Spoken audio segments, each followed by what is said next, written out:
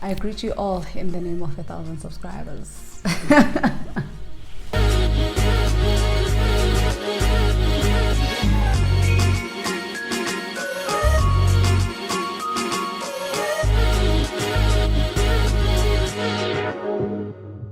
Hello good people, welcome back to Modern Wife. If you are new here, my name is Sipogazi Somi. Welcome, thank you for joining us, and please don't leave without hitting the red subscribe button so that you can be part of the Modern family. And if you are not, welcome back guys. Thank you so much. I honestly truly appreciate it. We are now 1,000 subscribers and more, and it is all because of you. So thank you so much. I see you. Okay guys, I know it's been a minute. We haven't had a chat like this. We haven't had a conversation like this. As much as I've been consistent, but I haven't really done a video in a very long time. And if you can already tell by the title of the video, today is a life update. I want to tell you, I want to share with you, because we are a family. So I want to tell you where I've been, what has been going on in my life, so that yes, we can just engage a little bit more. Basically, I've really been taking a break. So the last time I recorded a video, I think it was probably it was over a month ago. And then what has been happening ever since then is that I had to go back to work. So first things first, guys, we were on lockdown. I was still recording on lockdown. I was okay and everything like that. I've probably shared it on one of the videos that both myself and my husband have been negatively impacted by the pandemic. But I think we were handling it very well. We had faith. Yes, everything was not 100, but we were in a good place. And I was not going to work at all. And then I think July we had to go back to work. So I went back to work and everything was fine for the first week. But I think I didn't realize how much this whole lockdown and the whole pandemic was affecting me or affecting my family. And to a point whereby on the second week, I think of July, I was really starting not to feel okay. I was not okay at all. And the whole thing of going back to work, it really hit me hard.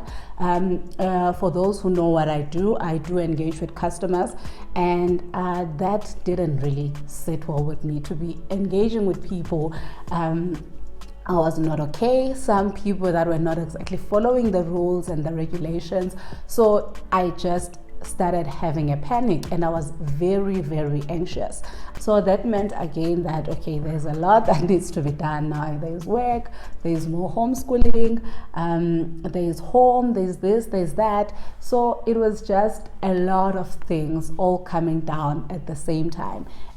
We also started receiving bad news, people passing away, even people very close to us, and then people now even in our extended families. So what have I been doing during this break? So during this break, I've been spending a lot of time with my family. I think that's very important because we can't even see our families. We haven't seen our families in the Eastern Cape for a very long time. So I've just been trying to talk to them on a frequent basis, video call them, have those chats with them, but I've also been spending time with my own little family, immediate family. So that's what we've been doing. We've been going for walks, just to clear our minds of things. I've been trying to spend time in the presence of God. We've tried fasting, so I've really been trying to spend time with God, and we've been homeschooling. So that's another big giant there. That's another giant. So we've been trying to do that, teaching the kids at home. And if I have to be really honest, I think my husband has been more of the principal, and me being a student teacher in this case. So I'm very grateful for that. So that's what it's been, we've been really busy with. So it's been a lot of family times and a lot of family things that we needed to do. Hence I decided to take a break. And also what happened whilst I was on the break, so let's just address the elephant in the room. I decided to cut my hair.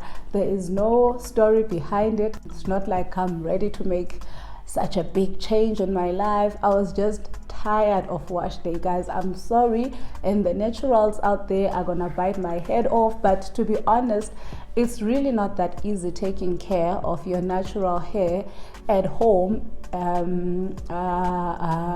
on a weekly or a monthly basis. So it was just really that, and then plus my daughter has natural hair as well, so I just felt like I decided to just cut my hair and breathe.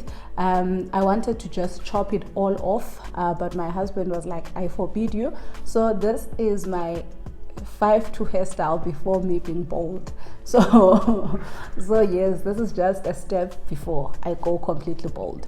So yeah, that's what has been happening. I've been off social media. I just really wanted to focus on me and my family, and not to always be seeing what other people are doing and trying to see how. There's this thing about social media, if we actually have to be honest, is that sometimes because of what we see, we find ourselves comparing, and I just didn't want to be in that space where I looked and I saw, these people look like they are much more happier than me or stuff like that. Another thing that happened whilst I was away, I'm sorry guys, I'm gonna be talking about this throughout the video, but we hit 1,000 subscribers. So that was something that happened. I wanted to come and do a video immediately when it happened, but unfortunately I already scheduled for my kids to do a video that I just recently uploaded.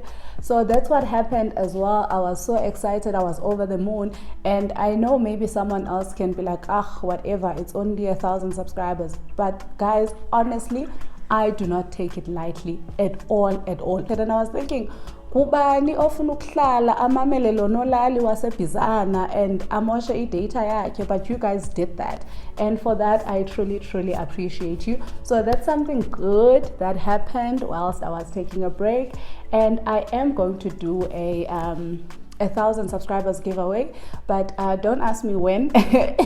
And nothing big, guys, it's only 1,000 subscribers, but I promise you I'll do something special for this. And yeah, now to address another elephant in the room, and if you've already seen the title, the other thing that had to happen, and hence I was so overwhelmed as well, was that I had to let go of my helper.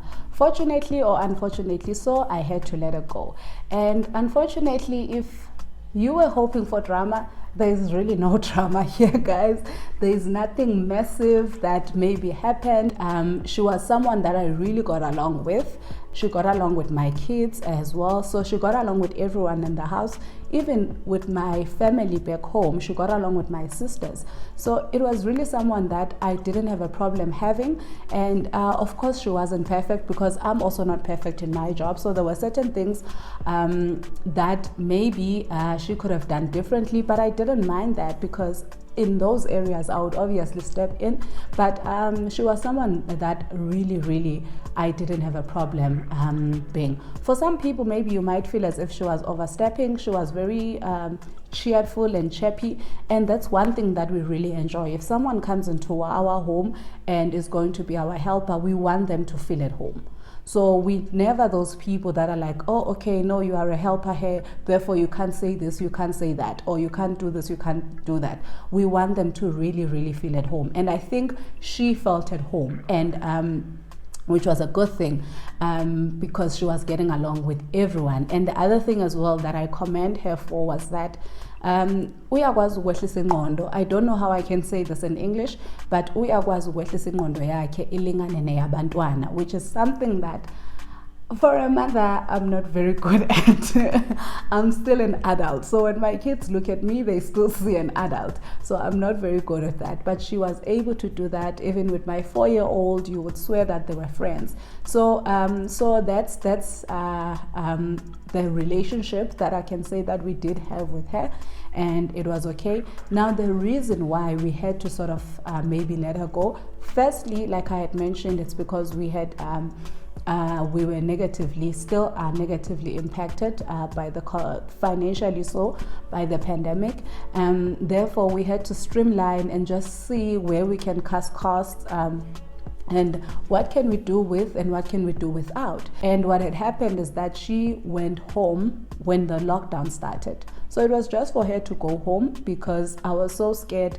I was considerate of the fact that I didn't want something to happen to her child and she will not be able to attend to that because now she can't move to another province. So when the lockdown started, we made a decision that, okay, she's gonna go home so that she can be with her family, so that God forbid, should anything happen with her family, she is able to do that. And it's not like she's stuck here looking after my family and she can't even attend to her own family's needs. So it was not, when she left, it wasn't to say that, okay, now this is the end. But during the lockdown, that's when we made a decision to say that, you know what, we need to let her go. And for me personally, I always knew that there would be a time where I would not have a helper, and I want to talk about that actually today, but I didn't want this to be a separate video, because the reason why I had to not have a helper, it's because we had different, I don't want to say values, but maybe for a lack of a better word, I want to say that the reason why the decision was sort of fast-tracked, in addition to the financial implications, was because we had different values. And I don't think it's even values that she has because she's a helper. I think maybe some of the values that she possesses is the same as the values that maybe my sister has or my mother has. But I am someone who is very cautious in my parenting, if I can call it that. I'm very cautious in my parenting, and that is not to say I'm a better parent than most people. I have my own flaws, and I'm sure that I pray that my kids don't need counseling, but I'm doing everything that I can so that my kids don't actually have to go for counseling. And because I'm cautious in my parenting, there are certain programs that I don't feel like kids should be watching. Honestly, there is no reason why a 9-year-old should be watching SOP. Nothing at all. And there are other educational fun programs that they can watch. So that was the first thing, and that was not even on her. Even back at home, there are certain programs that they watch that I don't think that kids should watch. And I know that when my kids go to my mother or to my grandmother's, they will be subject to those programs, but not here. So not in my house, no, they're not gonna watch that, because I want something that stimulates their mind, and I want something that teaches them good values as well. And so that was the first thing where I'm like, okay, I don't even want to address this. I don't even want to say don't do this and don't do that. But when the time is right, I would need to let go of a helper so that I can be fully in control of what these kids watch. Another thing as well was, now we are on the values, guys. I need to find a word for this. Guys, please comment below what we should call this, because I don't know if values is the right word or point of view or whatever, but please let me know what is the right word that I can use for this. But another thing again was teasing. Now again, that's something that's very, very innocent. So when I was younger, I was teased. I had a nickname. In fact, I think I had 3 nicknames. And Zazisuka endlini, not from school or anywhere else, but nicknames from ekhaya. I don't see any need why we should give our kids nicknames, especially those nicknames when those nicknames have to do with something that we think maybe is wrong with them. So I will tell you guys what my nickname was. My nickname was Usfeshula, and that's because of the shape of my mouth. And I didn't like it. I don't see why we should be highlighting our kids' imperfections, or what we call as imperfections, and instead of making them embrace those perfections. So that's one thing that she had as well. She had sort of nicknames for kids, which someone might think that they were funny, and it was really nothing personal. I think it was something innocent, but my kids didn't like those nicknames. And I know you're gonna be like, how long can you shield those kids? When they go out there, when they go to school, of course they're gonna get nicknames, and of course they're going to be teased. Yes, they are. but not in their home. Their home needs to be a safe space. Their home needs to be a safe environment where they can feel like they can really be themselves.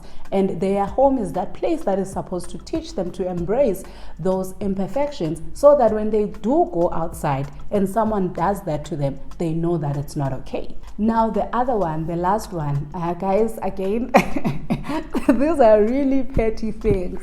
These are really, really petty things. But another one, it was that, so when I was growing up, you know, the whole thing of ungabothetha kukhona abantu abadala, like we were told as kids that awuthethi kukhona umuntu omdala, awuthethi umuntu omdala ethetha, awumphenduli umuntu omdala.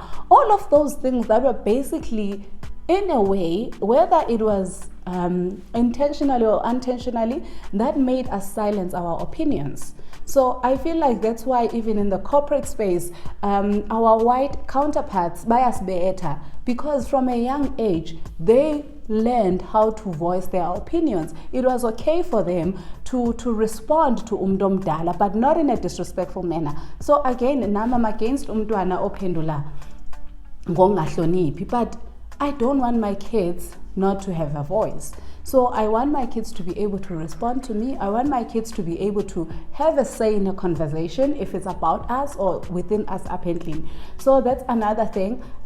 It's not that she was reprimanding them for doing that, but whenever it was us, she will always have conversations. And for me, I feel as if it's us with the kids, that's a space for us to allow kids to converse with us. Because first of all, they go to school, and then they come back from school, they go and play with their friends and all of that. So when we do get an opportunity to be in the same room with our kids, I would rather they are the ones that are talking more than us as adults. I would rather be the one who is listening to my kids and asking them, how was school, how was this, how was that. So when we are perhaps going home or when we are driving together, she would have stories which innocently anyone would have. And guys, again, don't kill me for this, and I hope you're taking it the right way, but she would perhaps be telling us stories of things that happened, or who did this and who didn't do that and all of that. And for me, I just wanted that to be a moment when we are driving, especially when we're taking a long drive. I want my kids to be the ones that are talking and that are telling me, that are observing, that are telling me, can you see that giraffe? Like today I was driving with Zazie and he saw something and he was like, Mommy, is that an Eiffel Tower? What is it? I want to do that. I want to be able to be answering those questions that they have. If they are asking me, why is this car driving fast? I want to tell them. I want to have conversations with my kids when my kids are there, rather than just having a conversation with adults only. Okay, so in a nutshell, that is the reason why I had to say bye-bye. It was a bit sad, but it's something that I needed to do.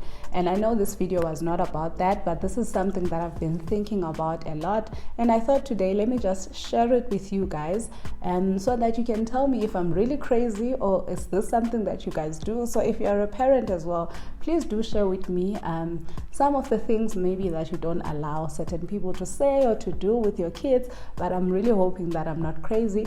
And but yeah, this is just a summary of some of the things that made me say that, you know what, at a certain stage, I would love not to be a helper. I would love for my husband and myself to be the main voices on our kids' life. And then when they do go outside, they know that this is a different experience than what I'm getting at home. I want to do vlogs, but I'm definitely going to be doing more home videos, like hauls, and then maybe some of the makeovers. I'll see how it goes. I'll try and do that. And then I wanted to do sort of like a Women's Day series, where I have conversations with women. I want to do that. I want to try and do fun stuff with family, more of that. Okay, that's it from me, guys. I hope you really enjoyed this one, and I will be back very, very soon. I won't be gone long now. I am back. I am ready to take on this thing. Okay, and please, if you did enjoy this video, just make sure that you like the video and don't leave without subscribing, and then also comment down below and share with your friends. I love you so much. Until we meet again, bye.